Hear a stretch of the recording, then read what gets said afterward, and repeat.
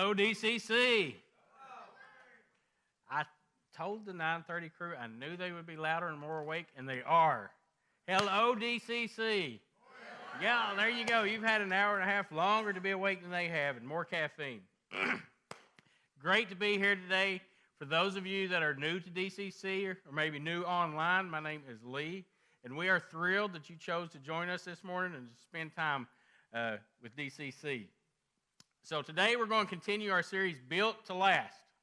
But before we dive in, I got a question. How many of you feel like you've been overwhelmed by the pressure in life? About a third of you. 2/3 of you are just cruising. Life is going great for you. I love it. I'm glad for you guys. It'll change at some point. Because pressure is essential. We spend so much of our life trying to avoid pressure when pressure is necessary to live. Pressure is required to live. But pressure is like baby bear soup. It's got to be just right or it's destructive. So if we think about pressure in terms of atmospheric pressure, it's kind of necessary for us to breathe. When it's the right level like now, we can exchange oxygen and carbon dioxide through our lungs, we breathe, and we live well. Now, if we go 300 meters below water, then our lungs get crushed, and the pressure is too high, and we can't breathe, and we die. Now, if we get at too high of an altitude, it becomes hard to breathe because the pressure is a little too small. And if we get into outer space, there's no pressure, and our lungs empty out, and we die. So pressure is necessary. If we think of the earth, the big sphere that it is, pressure is required for it to work like it does. We have pressure that has gravity that keeps us from floating off. It provides a pressure to the surface of the earth, and it can produce good things. The pressure can produce good things like coal, gas, oil, diamonds, gems, all because of pressure at the right tension. But also we can have internal pressure, and if the internal pressure of the earth is too much, we get things like volcanoes, earthquakes, tsunamis, very destructive things if our internal pressure is too much. We want that pressure to be just right. Baby bear soup. Now, this just isn't into geology and things like that. It comes with relationships and people on how things form on earth in our relationships. If we study the great empires throughout history, we will see this pattern that goes through all of the great empires through history. And it works like this. There's a group of people that are marginalized, that are being treated wrong, made into be slaves, that are abused, taken advantage of. And what happens, they have a point where these people decide, all right, we are giving up our individual rights and coming together as a group to fight back those pressures against us. And when they do that, they come together and they can hold back these evils against them. That's how smaller armies can defeat bigger armies. It's how underfunded groups of people can defeat overfunded groups of people. It's how the underdog can win because they come together for a single purpose instead of their individual purposes. And these people will thwart off the evil against them, and then they form their own country and governments. And this first government is set up in a way to counteract all those evils that were being perpetrated against them. And life is great. And other people want to join them because it's great. And then it grows and they become an empire. And that's when things change. As an empire, we've got it good. Nobody can fight against us. So we start fighting internally. And we see politics. We see division in politics. We see backstabbing. So in the old king world, you always worried about assassinations because it was the internal pressure that caused the empire to eventually crumble. because they couldn't stay maintained for one unified purpose. It's the internal pressure that gets us. This is the same for businesses, companies, schools, sports teams. We think about sports teams. It's how you can have a sports team that has the biggest salary cap of all the teams, has the most all-stars of all the teams, and be favored and still lose. New York Yankees. The Lakers, exactly. Happens in churches. Churches come together for a great purpose about sharing Jesus with the community, but at times, people start wanting my wants, my needs, things like that, and there's splintering that happens, and then it becomes ineffective. This also happens in our marriages. And that's what we're going to talk about today in our series, Built to Last, because fighting within our marriage is increasing that internal pressure in our marriage. And we know if internal pressure is too great, volcanoes, earthquakes, tsunamis. So what we don't want to do is we do not want to fight in our marriages. Now, I know a whole bunch of you just tuned me out when I said marriages. So look up here a second. Stop scrolling. This applies to everyone in this room. If you are not married, raise your hand. A lot of you with your hand raised intend on being married one day. What you will hear today, if you will apply it, will save you so much headache and baggage and heartache down the road. You have the better advantage of all of us. Ask those that have been married for a long time or have been married multiple times. They will tell you, yes, if you would have listened, it would save you a lot of heartache down the road. So if you're not married yet, this is a great time to start applying these. If you are married, raise your hand.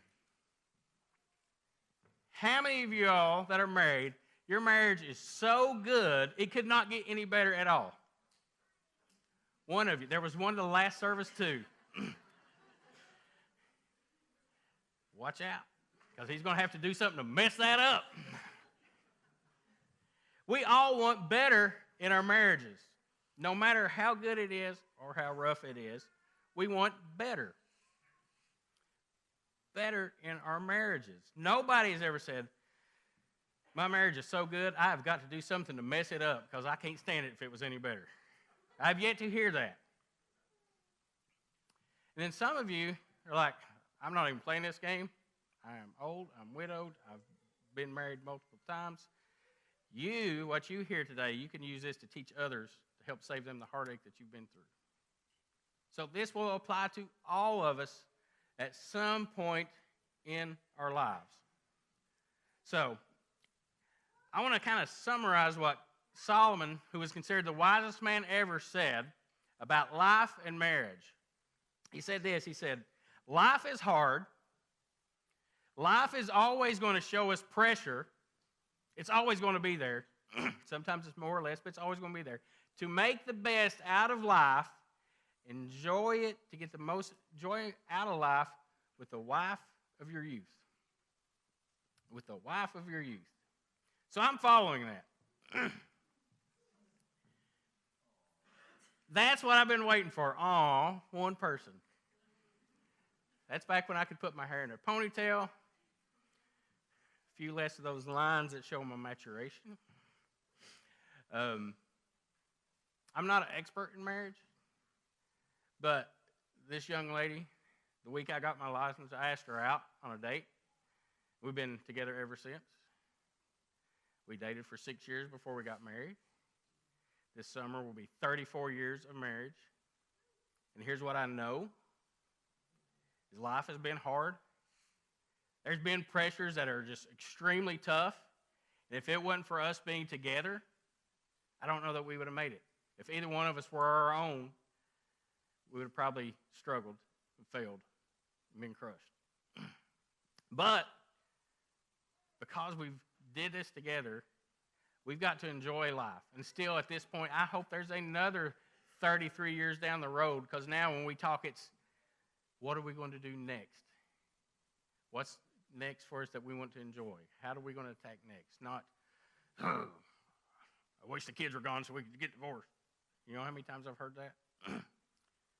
Enjoy it with the wife of your youth, because Solomon said that is how to best enjoy life on this earth. Because life is hard.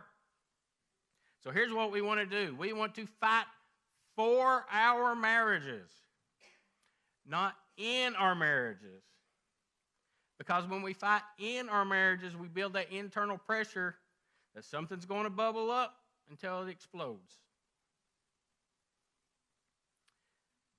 Fight for your marriage. Modern culture has got this so messed up. We will see these people planning for their wedding day for months, even years, and spending thousands and thousands of dollars to make the perfect wedding day. It's going to be awesome. I'm going to have the best dress. We're going to have the best photographer. We're going to have the prettiest cake.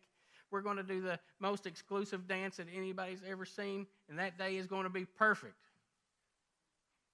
But they spend zero time working on the marriage, planning for the marriage. How are we going to get through the marriage? How are we going to make this last forever? And then what happens is we get through the marriage and all of a sudden we're thinking about self instead of that person that we just took that oath in front of God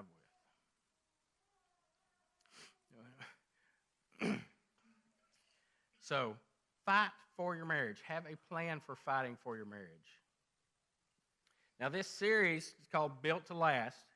And that term, Built to Last, kind of got popular from a business book. These guys, Jim Collins and Jerry Porras, did this studies on great businesses. They actually did two studies. They did one called Good to Great, where they studied businesses that were great compared to ones that were just, okay. How come one business in the same industry was so much better than the other? How come they made more money? How come they were well known? And then they followed that up a few years later with these great businesses that lasted, because some of those businesses that were great eventually disappeared. And this can be like marriages. Some marriages are, okay. Some are great. Some can be great for a while, but they don't last. And some can be just okay, and they last forever, and everybody's miserable. They're all over the place. So what we want to do is not only have a good marriage, but a great marriage, and how to make that marriage last. Now, how many of you that haven't been married, when you're dreaming of getting married, are saying, I hope I just have an average marriage. My dream is just to be like everyone else.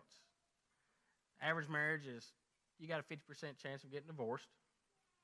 The average marriage is you're probably going to be dead up at your eyeballs. Average marriage, you're going to be having conflict with in-laws and family members and kids and siblings and outlaws and all kinds of things. Nobody desires that. I can't wait to get married to have an awful marriage. We all have marriage that mine's going to be perfect. It's going to be the princess wedding. My life is going to live happily ever after. That's what we want. And the studies that did that showed how businesses ended up doing that, but we can apply this to marriage, because in their Good to Great series, they start out with one is a term that some of us have heard of. It's called a BHAG, which means big, hairy, audacious goals. If you've heard that, it comes from this study. What that means is businesses that were great instead of good, they set up big goals that people are saying, you're crazy for trying to take that on. You can't do that. That's impossible. You're trying to do too much. Marriages that set up their goals that we're not going to be average, we're not getting divorced, and we're going to live for God can be those great marriages also. And then also in that same study, they had a term called the flywheel. What that means is you keep doing something until it gets momentum. Think of starting a lawnmower. Don't start. The more you do it, the more the momentum gets, and it keeps going on its own without you having to do that. When marriage is the same way. If we keep putting into our marriage, fighting for our marriage, then we'll get that momentum going that we can keep continuing to become a great marriage that lasts. Now, the other thing that they talked about that you will probably here in business and other things, is getting the right people on the bus and putting them in the right seat. This applies to marriage too. You don't want the wrong person on the bus with you. It's a disaster. And then when you get on the bus, people have to be in the right seat, which means there can only be one driver. There can only be one driver. And we're going to see what the Bible says about that here shortly. And then they went on to the built to last part of it. Like, all right, some of these companies were great. They did these things, but some of them didn't last and some did. The ones that did last had these few principles. One was they knew their core values. It means we know who we are. We know what our company's goal is, what we're striving to do, and every decision we make is going to be looked through that lens. And that goes with our marriages. If we're married, we need to look through the lens of, all right, this decision we're going to make needs to go, how does that help us build our marriage? Can it harm our marriage? Because if it can, we're not doing it. Where are we going to live? What job am I going to take? How many kids are we going to have? All those things, what affects our marriage the best? They also had a commitment to excellence. They never settled for okay.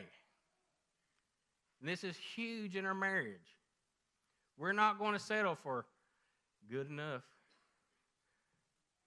Like, babe, I love you. Why don't you ever tell me? I'll let you know when I don't love you no more. You know, that's not good enough. That's not excellence. Pursuit of excellence makes great things last. So those are the kind of things we see in those that last. And all those apply to your marriage. Know who you are as a couple, especially Christian couples. You know, if you are a Christian, these biblical expectations are expected of you. Now, if you're not a Christian, you can blow it off if you want. But after we get done today, you will say, I'm pretty sure you'll agree that if you know that if you apply these things, your marriage will be better. So instead of spending months planning for the perfect wedding, let's spend time fighting for our relationships. Because to build a great marriage that lasts, you have to fight for your marriage. So how do we do this? I think we can put it into one summary. Pursue your spouse continually. You know, like when you were first dating, hoping to get them on your side. You know, like when you first started dating, you know, when I first asked Sabrina out, I was not on my worst behavior. I tried to clean up. I tried to do things that she would want to do. And you do that when you're first dating. You're trying to do things that will impress them, the things that they like, things that they want, showing how much you care for them. And you can do that. But sometimes when we get married, we kind of like, I got him. I can stop doing all that work. Then we start not dressing up so much. Start doing things we want all the time. Sometimes we will pass gas in front of them, which we would never do on our first date.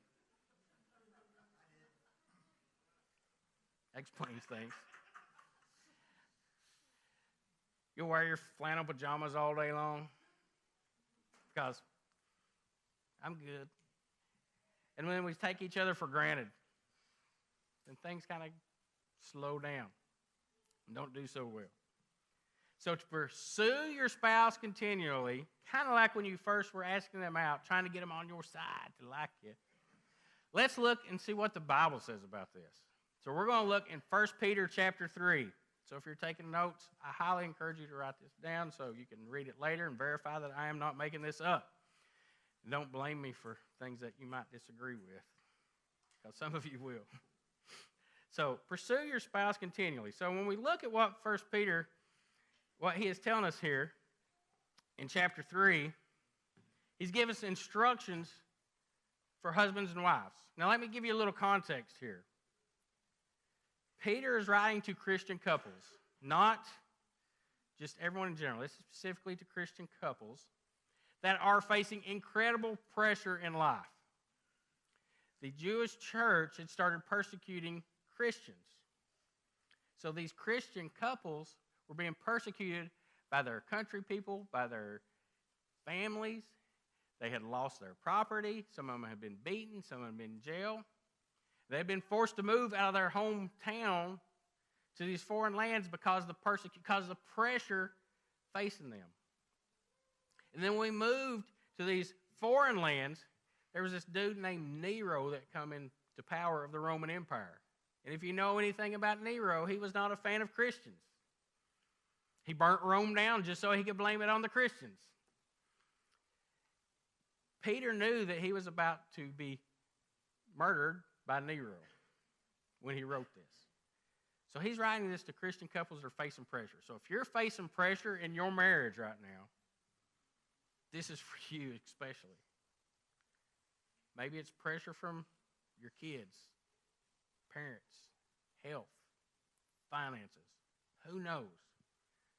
But this is the context that Peter is writing this. So he's giving instructions to husbands and wives. And he gives one verse, verse 7, to husbands. And he gives 6 verses to wives. I'm not saying anything. I'm just pointing it out. I don't know why. So, as we dive into this, we got to understand the very first word. 1 Peter chapter 3, verse 1, word 1, likewise. We got to understand that before we can understand this, before we can apply this, before it will make sense to us. Because some things I'm going to say is going to offend some of you. Some of your hair is going to get in your neck, and you're going to want to do this right here because you're thinking, I don't want to do that. I'm just a messenger. But when you feel that inside of you, say the word likewise. Because likewise is going to be the key to getting this. And what does likewise mean? It's talking about do what the example you just heard or was shown so you can apply it. So likewise in verse 1, word 1 is referring to chapter 2 in 1 Peter, where it says, likewise do this. Jesus, who loved you so much, he gave up heaven to come to earth. He gave up being Lord to be a baby, to come to earth, to go through everything that we've gone through, to be humiliated, beaten, murdered on a cross for us, for you, for me. It said, the guy that did no sin paid the price of our sin because he was continually pursuing us because he loved us. So every word that we hear from the rest this morning goes to likewise, because that's the only way it makes sense. And what he's saying right here, likewise, it says, imitate Jesus is what he's saying. So husbands and wives, the rules I'm giving you, imitate Jesus. Love like Jesus. And that's a different kind of love. When I'm doing premarital counseling, I love this. I usually start it off like this. How do you know that you're the one for each other? And I just kind of look at them.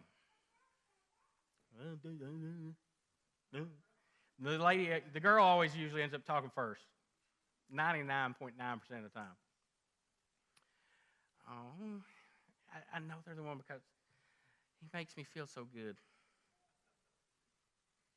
I feel safe around him. I feel happy when I'm with him.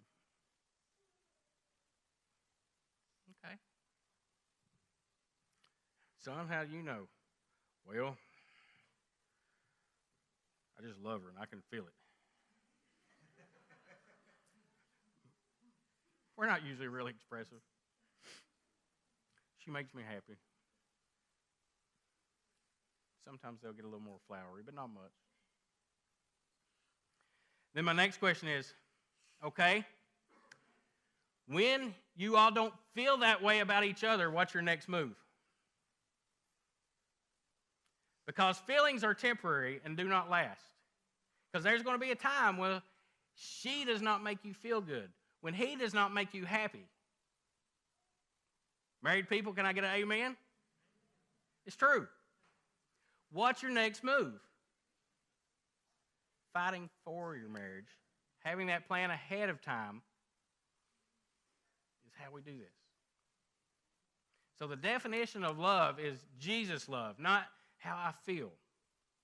So Jesus love is I'm going to put your wants, your needs, everything for you ahead of my own.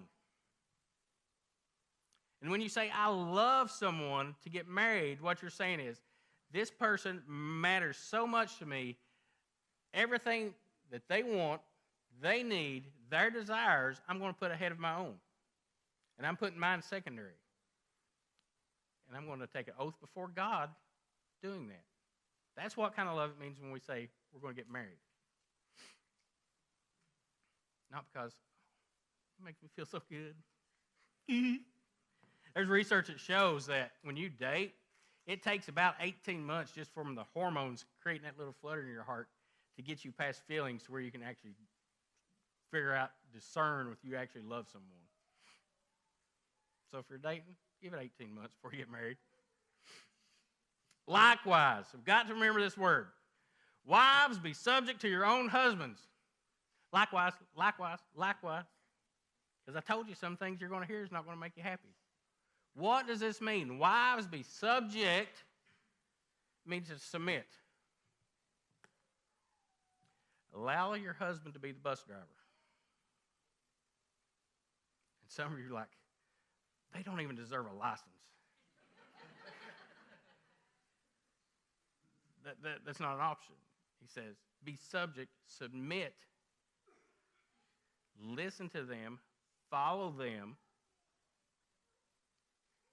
And it says, to your own husbands. And that's there for a reason. Because if you submit yourself to another man's whim, but you don't your husband's, it ain't going to go well.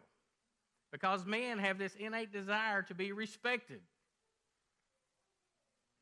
And when we do not submit to them, you're disrespecting them. And automatically going to cause conflict inside the marriage. And if you submit to another man, it's going to make it 10 times worse. So, wives, be subject to your own husbands. Aren't you glad you come to church today? Likewise, be subject to your own husbands. So, now here's what I like is because the Bible gives us the reason why, not just God didn't say, do this because I said so. So, that even if some do not obey the word, it means if your husband doesn't obey what God is teaching,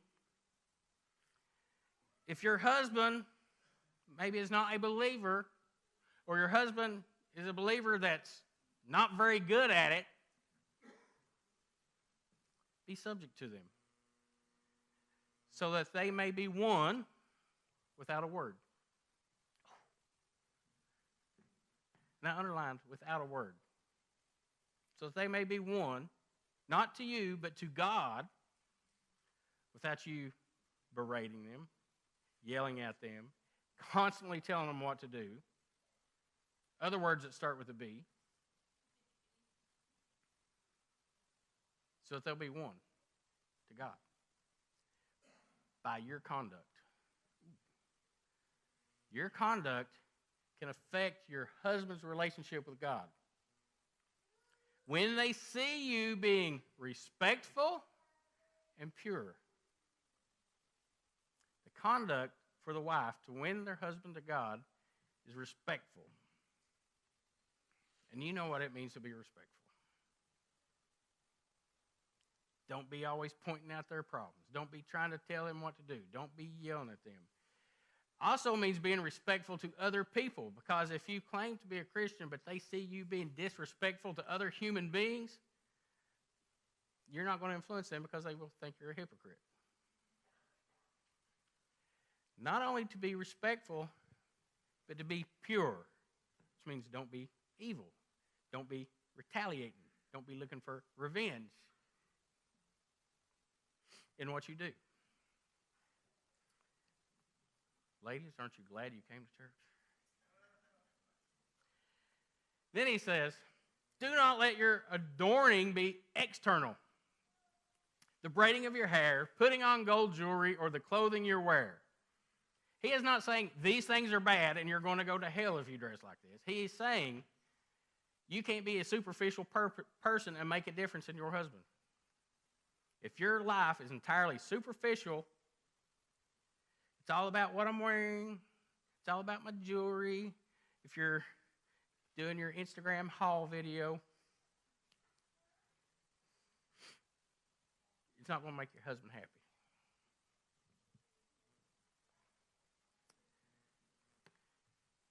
But, you say, don't do this, but do this. Let your adorning be the person inside your heart. It's the inside that counts. And all of us will say that. If I ask every person in here, I will say, what's the most important thing about a person? That they're good on the inside or do they look good on the outside? Every single person in here is going to say, their heart's what counts. And we need to live it. Because that's what's matter. What matters is the kind of person you are on the inside, which goes back to being respectful, pure conduct.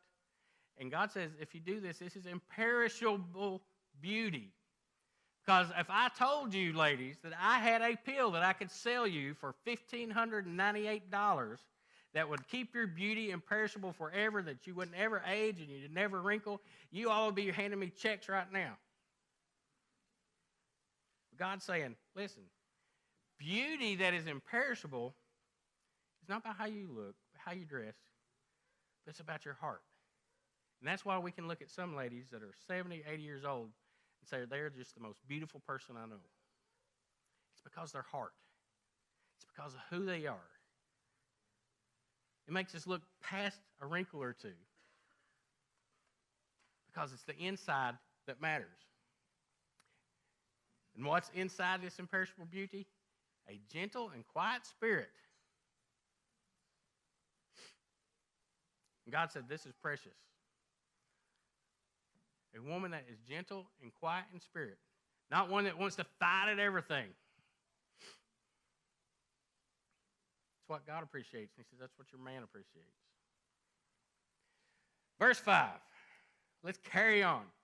For this is how holy women who hoped in God used to adorn themselves. Not by everything they got on. Not that they didn't dress up and clean up and look good. But that wasn't all they were about. They were more substance than surface. By submitting to their own husbands. He said, like holy women. He said, like, if you say that I'm a follower of Christ,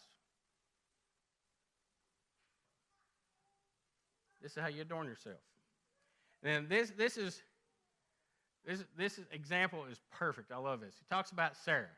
So if you are one of these women that call yourself a believer in God, Christ follower, as Sarah obeyed Abraham, Sarah is a perfect example of being obedient and submitting to your husband. Because if we go back, remember anything about Abraham, God appears to Abraham and says, Abraham, I want you to pick up and move from your family and go. Where to, God? I'll tell you when you get there. How long is this trip going to take?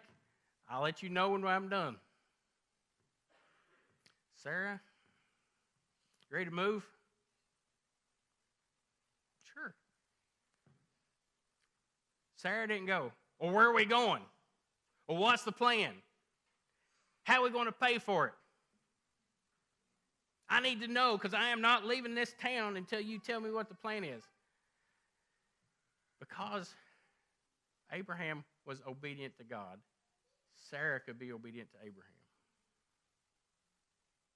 And they left. She trusted him because she trusted God. And she called him Lord. Honey, I'm not going to ask you to call me Lord. Maybe if you want. But it says, ladies, you are her children. If you do good and do not fear anything that is frightening. Do good always implies helping other people. Sarah obeyed her husband. She submitted to her husband and did good. She was always about other people. Ladies, I got to point this out because I hear this so much. I hear this thing about, well, I got to have self-care. I just got to take care of myself. I just got to make some time for myself. God did not call you to take care of yourself. He said, I will take care of you. You do good for others. And we live in a society that is telling people that, oh, it's all about you. You got to put you first. They even tell you a story like, if you don't take care of yourself, you're not able to take care of others. That sounds great, but that's not what you were called to do if you're a follower of God. Do good, which means helping others. And this one, the second part I love, it says, do not fear anything that is frightening. Ladies, man, that to me, that is sexy. When there's a woman, there's something scary going on in life, they're just, we got this. It's going to be okay. We're going to manage. Not freaking out, not losing their mind, not going crazy. When something scary is looking them in the eye, and their husband can look at him and like, I trust in God. This is all going to be okay. You do not know how big that is to your husband.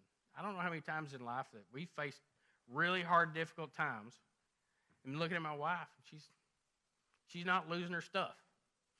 So God's always taking care of us, and he's going to keep doing that. That's what he's wanting out of you, ladies. That's great. All right, ladies, that's your 6 verses. Whew. Aren't you glad we got through those? Now, how do we apply this? Now, I'm trying to think, all right, if we kind of put this in one summary for the ladies, what would this sound like? So this is the best in my man mind I could come up with. Become the wife you would want your son to marry. So think about your son and when they get married, and how do you want your son's wife to treat him? Do you want your son's wife berating him, telling him what to do, bossing him around? If you're a mom, I know your answer. It makes your hair stand up on the back of your neck, right? But you are called to the same. You do the same for your husband. And you're setting the example for your kids. So ladies, become the wife that you would want your son to marry. Guys, it's our turn. And we start off with the same word. Say it with me. Likewise. Because we're going to need this word a lot when we're applying this. Likewise. Husbands. All right, men. Likewise. All right. When we first saw that, 1 verse for us, 6 for the ladies. Except those 6 verses for the ladies was before ours. So likewise means those 6 verses apply to us, plus chapter 2 where we have to love like Jesus. We got more on us. We like to read this and say, we just got 1 verse, we just got to do this. Women got to take care of that, we're good. Not true. All of that applies to us on how we treat our spouses. So likewise, guys, live with your wives. And you think that's self-explanatory. But there's a reason a suppository box says do not use orally. Why is that? Because somebody's done it. And in this, husbands, live with your wives. Yes, that means don't be living with another woman, obvious, but it also means to live with your wife. Like in the house with them. Life together with them. Because sometimes, honey, this job means I'm going to be gone. Weeks at a time. You're just going to have to take care of everybody at home. You are not living with your wives. That's a tough decision. But this is what God is saying. Live with your wives.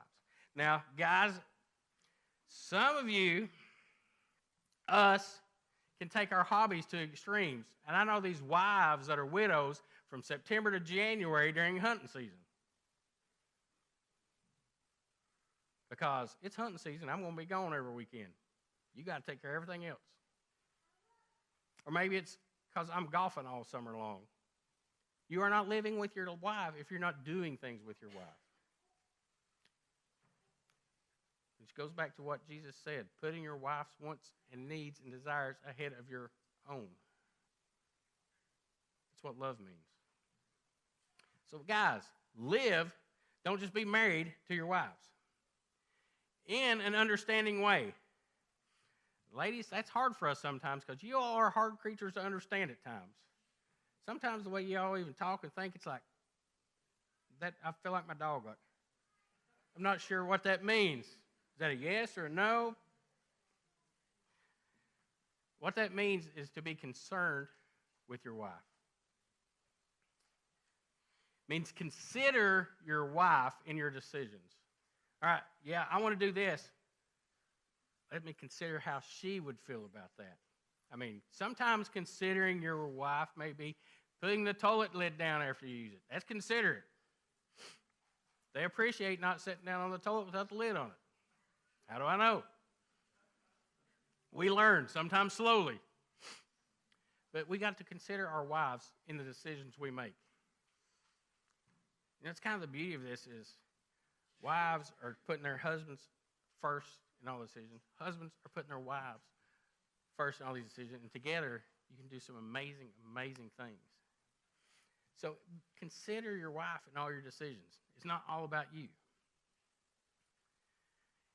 In an understanding way, showing honor to the woman as a weaker vessel. What does this mean? Showing honor means you treat something as valuable, is really important. And then we look at our wives as something that's extremely valuable to our relationship, not just a tag along. But they're valuable. What they put in the marriage is just as important as what I put on it. But understanding them as being a weaker person. That's just the way we're made with our DNA. Guys are physically stronger than ladies. So there's things on the bus that the guys are supposed to do and things on the bus that the ladies do. Just because she's a weaker physically does not make her lesser.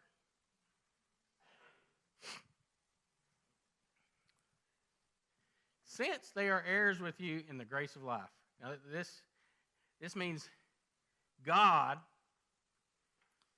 is giving us something as heirs of His, as children of God. We're getting things from Him in this grace of life. The word life here means Zoe, which actually means abundant life, not just, it's okay. It means you're getting a great life. You're getting abundant life. Your life is better than most.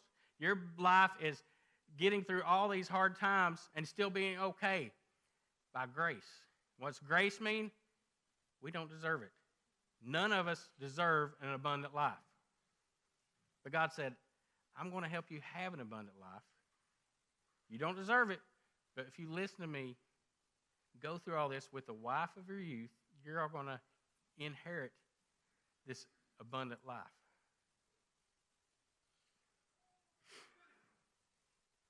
And then this part, since they're heirs with you in the grace of life, so that your prayers may not be hindered.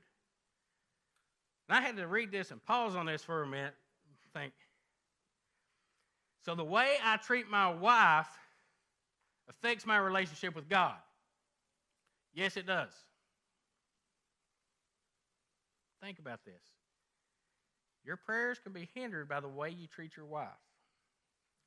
Are there any girl dads in here? Raise your hand with us. We'll have prayer together after a while. We know it's hard. But think about this. If a guy mistreats your daughter, what's your response? Hold me back so I don't rip their head off. Exactly. When we mistreat our wives, God said, don't you come to me with a prayer because that's all I do is come down and kick your hind end all over the place. You are not going to have a relationship with God that's any count if you are mistreating your wife. It's impossible. And I know some people will say, I can do whatever I want because she's supposed to submit to me. Then apply your part too. How we treat our wives affects our relationship with God. Not just our relationship with our spouse, but it affects our relationship with God. And if we don't have a good relationship with God, we're not going to have a good relationship with our spouse. We're not going to have good relationships with our kids. It goes on and on if you're going to be the bus driver that you've been called to be. So how you affect your wife affects your relationship with God. So, how do we boil that down into like one sentence? Guys, become the husband you would want your daughter to marry. Become the man you would want your daughter to marry. If your daughter brought someone home just like you, would you be happy that she was marrying him? That brings a little home, don't it? Especially if you're a girl dad. So, ladies, become the wife that you would want your son to marry. Guys, become the husband that you would want your daughter to marry. By pursuing your spouse continually, by putting their wants and their needs and their desires ahead of your wants and needs and desires. And when these two people are trying to outdo each other by meeting each other's needs first, you can have this abundant life that we so much don't deserve. And that's how we can conquer the hardness and the pressure that come at us in life. Because if we don't, then the inside pressure builds until become the person you want your kids to marry. So, there's a couple of practical applications I want you to do. I don't want to just give you some scripture and say, do it. I want to give you some applications that you can use today in this room before you leave out of here that will apply to your marriage, that will help it go from a good marriage to a great marriage and one that will last. So number one is pray. You ever think, I do that, I pray. But specifically, how you pray. Pray every day for your spouse to be blessed. Pray every day for your spouse to be blessed. Not for you to be blessed, but for your spouse to be blessed. Because sometimes it's hard to fight with somebody when you're praying that they will be blessed. And then the second part of that prayer is pray that you will be a blessing to your spouse. God, please bless my spouse and let me be a vessel that brings her blessing, that brings him blessing. Use me, God, to bless my spouse. Instead of praying for self, pray for your spouse. Do this every day. And some of you do this already. But here's the next step. Take it to the next level. Pray out loud together. If I told you there was one piece of advice I could give you that will pretty much guarantee you will not get divorced, would you say, bring it on, give me that advice? Yeah. 1 in 10,000 marriages that pray out loud together get divorced. That is the single biggest factor in all studies, religious, non-religious, about whether people get divorced. If they pray out loud together, they are the least likely people to get divorced anywhere, anytime, anyhow. By praying out loud together is like a magic bullet against divorce. Not 100%, but it's the best we got. Because right now, our average marriages is 50-50. Flip a quarter when you get married, whether it's going to last or not. Whether you're a Christian or not. But if we do this, it almost guarantees it. Praying out loud together. So those are things we can do to pursue your spouse continually, to not fight in your marriage. And when we do this, we can live that abundant life together that God said we so do not deserve. Because together, we're the heirs of this grace of life. Together, as Solomon said, we can resist the pressures that are going to come at us in life.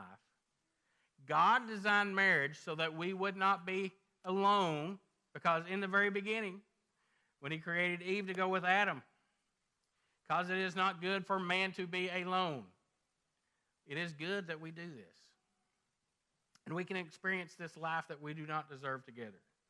So I want to go back as we end up, back to Solomon, the wisest person ever, and what he says. He says, 2 are better than 1 because they have good reward for the toil. It's like together, you and your wife, you can do better than you can do alone. And it's not 1 + 1 = 2. It's like 1 + 1 together can multiply your results. I like God, man. And he says, for if one falls, one will lift him up, his fellow. But he who is alone when he falls has no one to lift him up. It's not good to be alone. And again, if two lie together, they keep warm. But how can one keep warm alone? We're not made to be alone. God said it is bad for us to be alone. In isolation, it's not good. Our minds go in the wrong places sometimes we're not alone. We don't have anyone to help us when we're alone. And though one man might prevail against one, so like somebody's attacked by one person, yeah, you might be all right. But two people, it's not going to be a problem to take down one. Then he says, a threefold cord is not quickly broken. What's he mean? In your marriage, a threefold cord turns into you, your spouse, and God. And you bind it together like a rope, because you know how strong a rope is. Once it's braided together, it's multiplied in strength, not additive in strength. It's not quickly broken. So when we do what God says, he says you're going to live the best life ever. He says fight for your marriage. When we have God in the middle of it doing what he said, it gives us the perfect baby bear suit pressure on the inside to resist everything that's going to come at us from the outside. Whether it's finances or jobs or attacks or other people, we can resist it together. But alone, or if we're fighting with each other alone, we're going to from the inside. Fight for your marriage. So what do we want to do? Pray. Pray that spouse will be blessed, and pray that you will be a blessing to your spouse. That God will use you, and do it out loud together. However you decide to do this, it is, guys, I'll tell you, this is the weirdest thing ever if you've never done it. And the first few times you do it, it's like, I'm getting sweaty palms, this is nervous. I mean, my wife can pray circles around me, so still, we've been together for years of praying, and I'm still like, I can pray in front of hundreds of people, but just me and her, it's different. But it's what we're called to do. Start off maybe with just a mealtime. Do it at bedtime. Ladies, if your husband just is not making that, say, honey, I would really love it if you would pray with me. That way, not, you really need to do what Christ said and start praying. Honey, I would really love it if you would pray with me. It's hard to resist that. And guys, why can you do it? Likewise. Why can you pray out loud with your spouse? Likewise. Because God sacrificed for you, you can pray out loud with your wife. So I want to pray for everybody as we close. Just all bow our heads. First, I want to pray for the unmarried people. God, thank you so much for your word, that it tells us exactly how we're to live, that we don't have to guess, that it's there in black and white. And when we come to you, trust that you, knowing that you are our Father and you want the absolute best for us, that following your word is always going to deliver. For those that are not married, Lord, I ask that you give them the heart to begin living likewise now, before they get married. That they learn to put others first. They learn to imitate you, to follow your word, to follow your lead, and to love like you. And I also pray for their spouse, that when it comes time for them to get married, that they're not treating it as just like a quick decision on a whim. It's not because somebody made me feel good, but they're looking for someone that also is likewise. Give them a spouse that likewise imitates Jesus. A spouse that likewise loves others to the death like Jesus. And when that comes together, it can just be it can give us the most abundant life ever. So I pray that these people that are not married would start living that and looking for that in their spouses. For those of you who are married, if your spouse is beside of you, grab their hand. Just hold their hand if they're right beside of you. Heavenly Father, for these that are married right now, no matter where we are in our marriages, maybe it's 6 weeks, 6 years, 60 years, I ask that you give us better. And I ask that you put on us to continually pursue our spouse, to always put their wants, their needs and desires ahead of our own, so that we're fighting for our marriage and not fighting in our marriage. And that if they're at a place right now that it's not good, that they will come together and listen to you and start praying and praying out loud together and see the miracle of you starting to provide an abundant life. Because we know that your word is true. We know that you are not a liar. And that we can have that abundant life together. And it's the best we can hope for on this earth, because pressure is coming. And for all of us, God, just thank you so much that Jesus did love us that much. That even though he was guiltless, he had no sin, he took the punishment for our sin. And he pursued us and went to the cross because he loved us that much, by constantly putting our needs and wants ahead of his. In Jesus' name we pray. Amen.